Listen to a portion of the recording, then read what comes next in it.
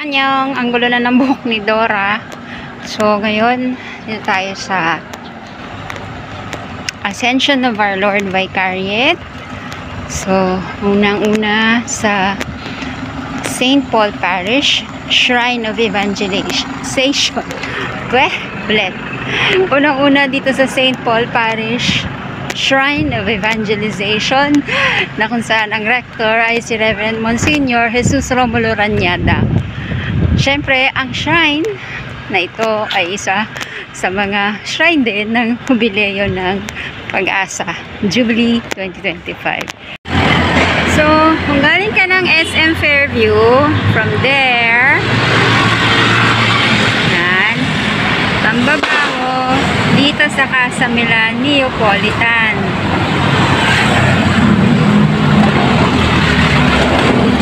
Yan po yung may building na blue yan. Yan, Casa Milan, gate 3. Na katapat naman itong steel network para makapunta ka sa St. Paul Shrine of Evangelization. Na po siya.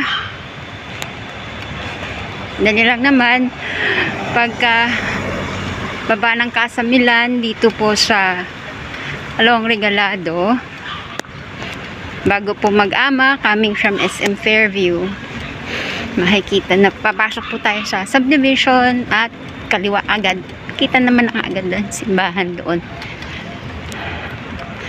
Diba? Ang laki-laki niya, oh. So, I like this tree.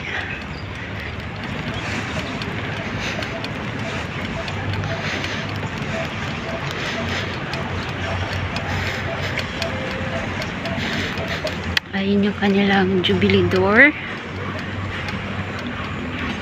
Tayo sa parish eh. Yan.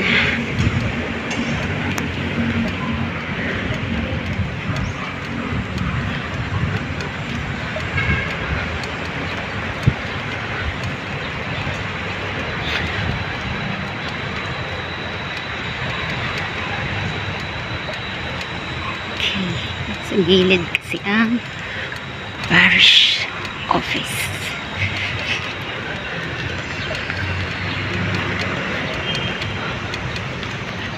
Yan.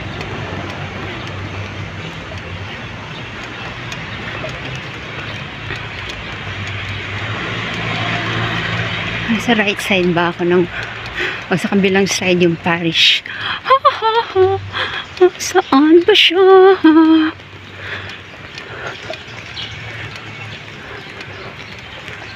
Ayan, nandun nga. Tama pala naman ang aking memorya. O, diba? Bongaciousness. Okay, so tingnan natin kung may masisilip tayo sa loob ng kalakalaking shrine na ito. Kasi sarado po ang pintuan.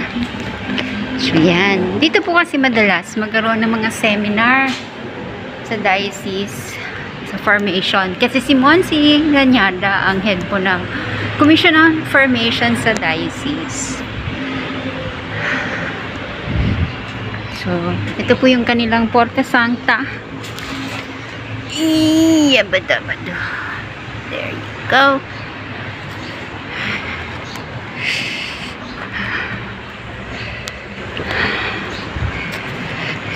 Susunod, sana open siya.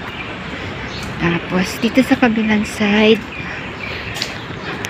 na natin makasilip tayo. Ay, taray. Ayan. So, buti na lang, see-through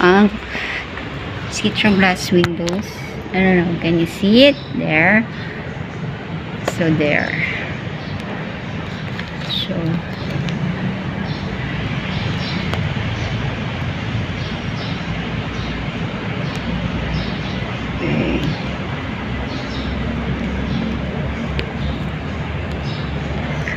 kaya hindi natin makita siya ng malaki. ang restrooms. Let's see. Harap ko kaya itong poster para makita. Hehe. Yan. Silip tayo ulit sa loob. Pinakailaman ko daw yung poster. Inusog.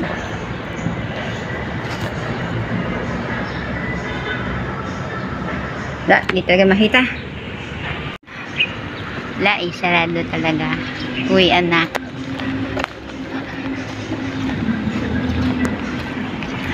So, susunod po nating pupuntahan ay ang Visitation of Our Lady Parish. So, mula po dito, sasakay tayo ng papunta ng Ragro hanggang Hilltop. Sa Hilltop, tatawid po tayo sa Sacred Heart Village. At kung may tricycle, swerte. Kung wala, walking ulit si Dora. So, along Quirino Highway, dito po sa Hilltop, Ragro, pag nakita ang Iglesia ni Cristo, papunta po ng San Jose del Monte, ay bababa na kasi ito na po katapat ang Sacred Heart Village, na kung saan matatagpuan ang Visitation of Our Lady Parish. So, pagpasok po ng gate, sa may bandang kanan, makikita agad ang terminal na green na tricycle.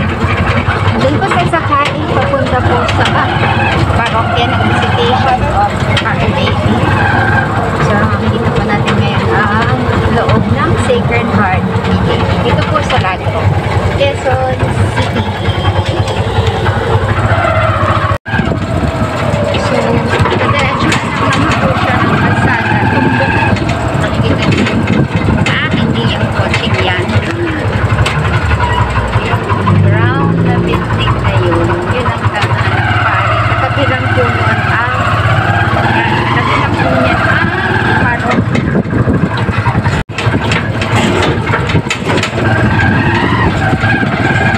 Yan po ang tahanan ng pari. Kita lang po yan. At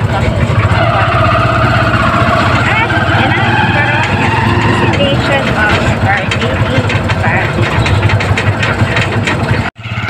So, yan na. Mamaya na tayo mag-sightseeing. So, punta na tayo sa parish office. Nandito lang naman yun sa gilid. Tadeng! Uy, bago na pala. Nailipat na dito. Dati kasi sa loob pa siya.